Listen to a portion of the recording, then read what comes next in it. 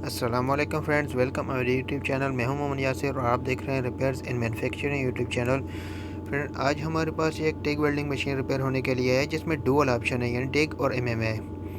यानी इसमें आप नॉर्मली जो इलेक्ट्रोड की जो वेल्डिंग है वो भी आप इससे कर सकते हैं और टिग वेल्डिंग भी आप इससे कर सकते हैं, जिसके साथ आर्गन गैस का इस्तेमाल किया जाता है। तो फ्रेंड, इसमें फ़ॉल्ट कुछ यूँ है कि जैसे ही हम इसके साथ पावर कनेक्ट करते हैं ये बिल्कुल डेड कंडीशन में आ रही है, कोई रिज़ल्ट शो नहीं करती। जैसा कि अगर आप यहाँ पे देखें तो टेस्टिंग लैंप यहाँ पे कुछ देर के लिए ऑन होगा, यानी इससे महसूस होता है कि इसके मेन कैपेसिटर चार्ज हो रहे हैं, यानी यहाँ तक इसमें पावर जा रही है, लेकिन आगे कोई रिज़ल्ट शो नहीं कर रही। ना तो यहाँ इसकी डिस्प्ले आ रही है, ना ही इसकी इंडिकेटर पावर लाइट आ रही है। और अगर बात की जाए वोल्टेज की, तो इसकी मेन जो टॉप कार्ड है उसमें मेन वोल्टेज भी आ रही है।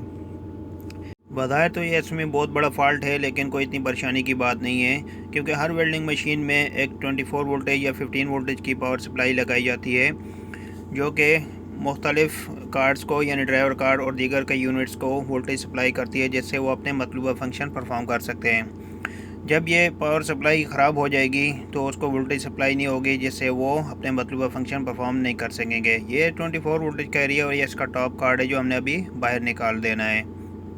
तो फ्रेंड्स, हमने टॉप कार्ड को बाहर निकाल दिया है। अब सबसे पहले आपने ये ड्राइवर ट्रांसफार्मर इसकी सप्लाई को काट देना है, ताकि दौरान रिपेयरिंग यहाँ पे हमसे कोई मिस्टेक हो तो हमारे मॉसफेट डैमेज ना हो। इसकी सेफ्टी के लिए ये आपने ज़रूर लाइन काटनी है।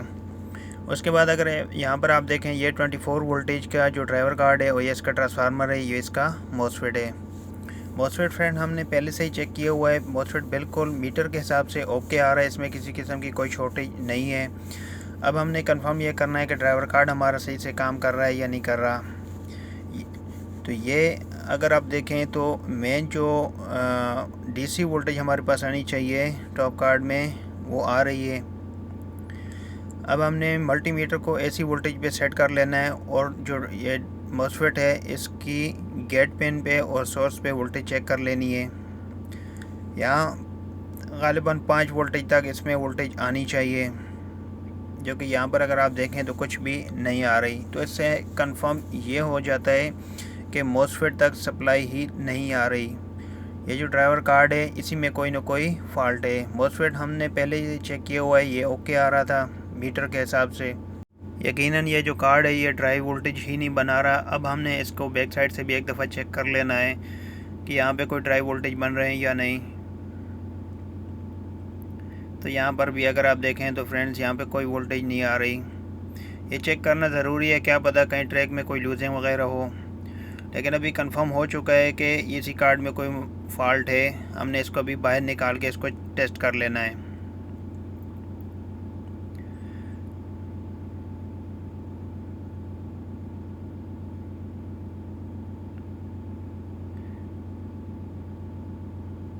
तो फ्रेंड्स, कार्ड को हमने बाहर निकाल दिया। अगर यहाँ पर आप देखें तो इसमें पहले से ही रिपेयरिंग की हुई है, यानी इसमें 24 वोल्टेज का एक तो जेनर डायोड है, ये भी चेंज है।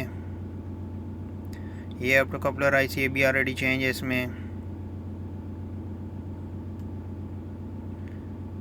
और ये जो ट्रांजिस्टर लगा हुआ है ये भी ऑलरेडी चेंज किया हुआ है। इसमें अमूमन यही दो फॉल्ट आते हैं, या तो ट्रांजिस्टर ख़राब हो जाता है या ऑप्टो कपलर आईसी ख़राब हो जाती है। ठीक है, इसमें ये जेनर डायोड भी चेंज है, गालिबन इसमें कोई शॉर्टेज हुई होगी।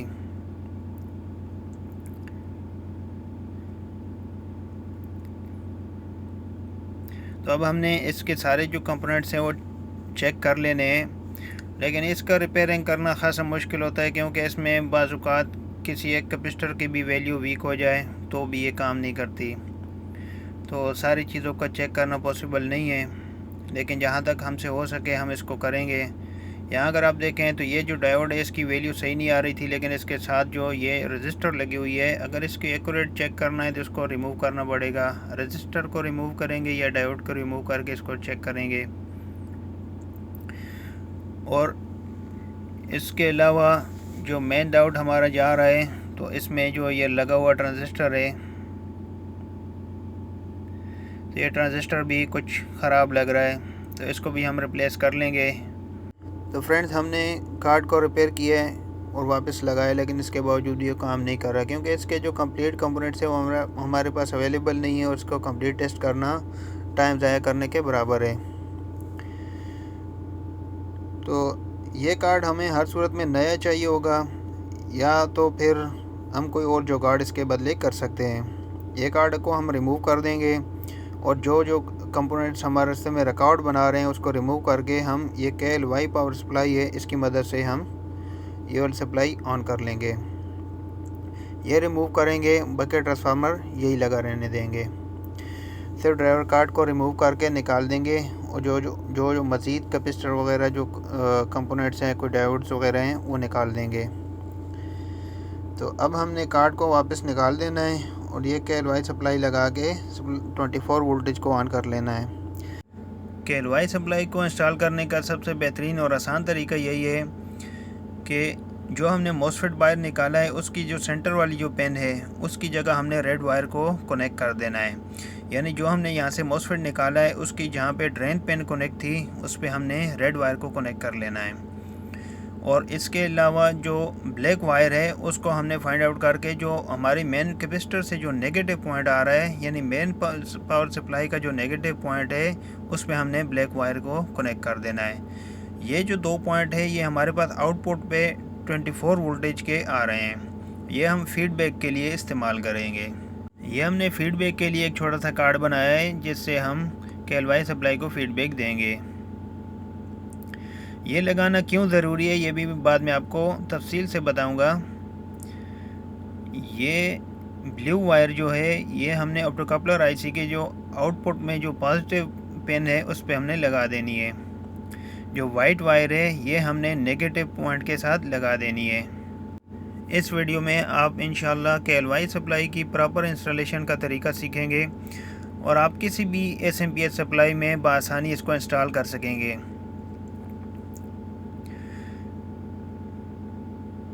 तो अब हमने इसको बग़ैर फीडबैक लगाए इसको ऑन करना है, इसको एक दफ़ा चेक करना है, लेकिन उससे पहले हमने इसके नीचे एक पैड रख देना है ताकि कोई शॉर्टेज का कोई ख़तरा ना हो।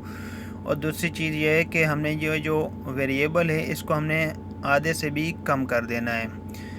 इसीलिए बाद में हमें जितनी ज़रूरत होगी हम बढ़ा लेंगे, लेकिन कहीं ऐसा ना हो कि हम जैसे ही इसको ऑन करें 28 वोल्टेज से अगर आउटपुट में हमारे पास ज़्यादा वोल्टेज आ गई तो हमारी जो SG3525 IC है वो ख़राब हो सकती है और इसके अलावा और भी बहुत सारे कंपोनेंट्स हैं जो डैमेज हो सकते हैं,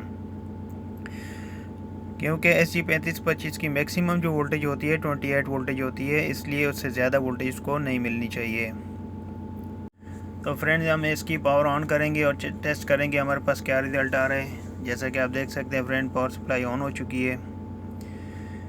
अब हमने इसकी वोल्टेज को चेक कर लेना है। तो यहाँ पे फ्रेंड आउटपुट पे सिर्फ 18 वोल्टेज आ रहे हैं। तो अब हमने इसका जो ड्यूटी साइकिल है उसको बढ़ा लेना है ताकि वोल्टेज हमारे पास इंक्रीज़ हो जाए। ये स्लो करके बढ़ाना है ताकि 28 वोल्टेज से कम ही होने चाहिए, कहीं ऐसा ना हो कि एकदम बढ़ाने से ज़्यादा ओवर हो जाए। अब हम मज़ीद वोल्टेज को बढ़ाएंगे।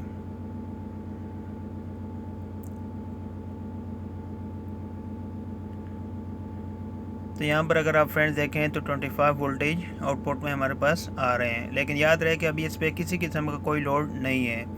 और अभी हमारी जो वेल्डिंग मशीन है वो टिक की ऑप्शन पे सिलेक्ट है और टिक पे मॉसफेट कार्ड एक्टिव नहीं होता, क्योंकि होल्डर में एक स्विच रहता है जिसको प्रेस करने से ही वो एक्टिव होता है। तो अब हमने इसको MMA पे कन्वर्ट करना है।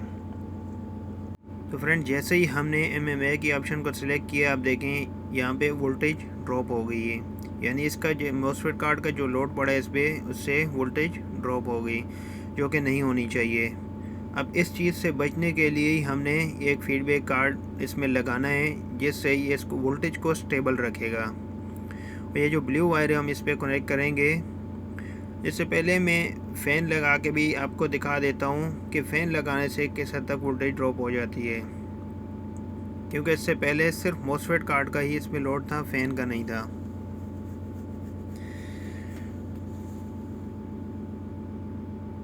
तो यहाँ पर अगर आप फ्रेंड्स देखें तो फ़ैन लगाने से सिर्फ 20 वोल्टेज बाकी रह गई, यानी 5 वोल्टेज इसने ड्रॉप कर दिए। तो यकीनन 20 वोल्टेज पे जो मॉसफेट कार्ड है वो एक्टिव ही नहीं होगा, क्योंकि उसको मिनिमम 22 वोल्टेज चाहिए। उस पर भी वो ठीक से परफॉर्मेंस नहीं देगा, लेकिन उससे ये होगा ऑन ज़रूर हो जाएगा। लेकिन 20 वोल्टेज पे बिल्कुल ऑन ही नहीं होगा। जैसा कि आप यहाँ पर अगर आप देखें तो मैं फ्रंट से इसकी जो आउटपुट लीड्स हैं उस पर लीड्स को टच कर रहा हूँ, लेकिन यहाँ पे कोई रिज़ल्ट नहीं आ रहा। यहाँ साइड से भी आपको चेक करवा देता हूँ, ये देखें इसमें कोई वोल्टेज नहीं आ रही।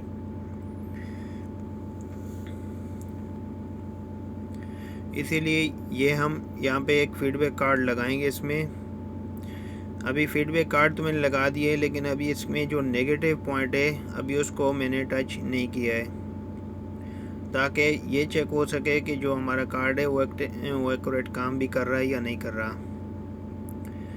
तो यहाँ पर अगर आप देखें फ्रेंड्स, तो जो पहले से सेट की हुई वोल्टेज है सेम वही वोल्टेज मैंने सेट की हुई है, उसको मैंने अभी चेंज नहीं किया है।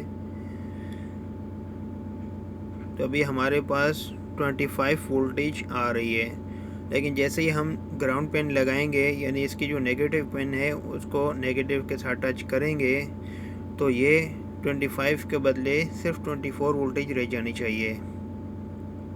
उसके बाद हम इसके ड्यूटी साइकिल को मज़ीद बढ़ा देंगे। एक अंदाजे के मुताबिक इसको हम 30 वोल्टेज रखेंगे।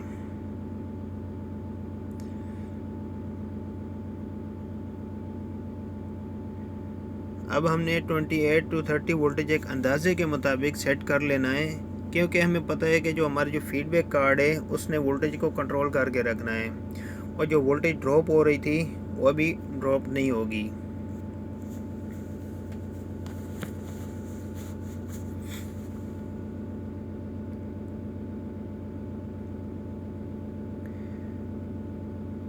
तो फ्रेंड्स, जैसा कि आप यहाँ पर अगर आप देखें तो इस पर फ़ैन का लोड भी हमने डाल दिया है, लेकिन इसके बावजूद भी 24 वोल्टेज पे वोल्टेज स्टेबल है। तो अब इसको हमने मज़ीद थोड़ा और भी बढ़ा लेना है, ताकि हम जब मॉसफेट कार्ड को ऑन करें तो उससे भी वोल्टेज ड्रॉप ना हो।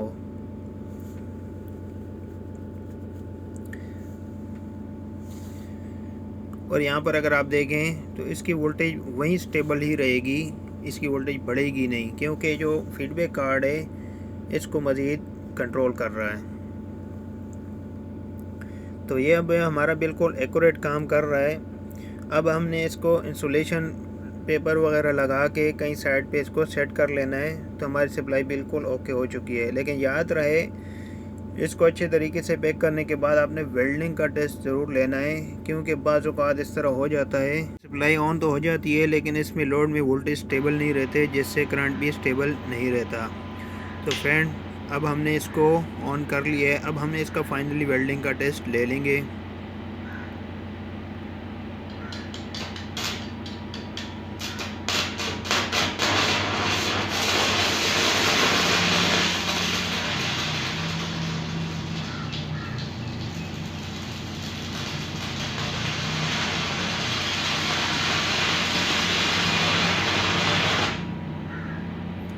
करंट को कम या ज़्यादा करके दोनों साइडों पे चेक कर लेना है।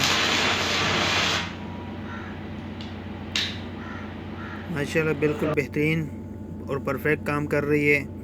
अब हमने इसको बस फाइनली पैक कर लेना है। हमारी मशीन बिल्कुल ओके हो चुकी है।